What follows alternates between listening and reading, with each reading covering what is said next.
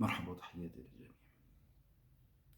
سئل يوما المعلم الأول أرسطو، سأله أحدهم أنه ما فضل المتعلمين على غير المتعلمين؟ ما فضل المتعلمين على الجهل؟ أو المتعلمين على غير المتعلمين؟ فأجابه أرسطو قائلا: فضل الأحياء على الأموات.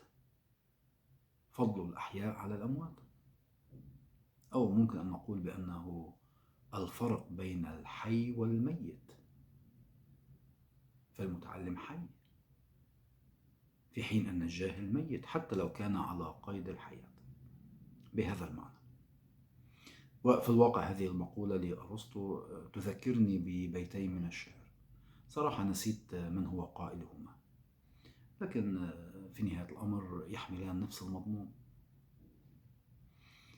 فيقول الشاعر: ذو العلم حي بعد موته، أوصاله تحت تراب رميم. وذو العلم وذو العلم حي بعد موته، وأوصاله تحت التراب رميم. وذو الجهل ميت وهو يمشي على الثرى، يعد من الأحياء وهو عديم. بهذا المعنى إن لم أكن مخطئا.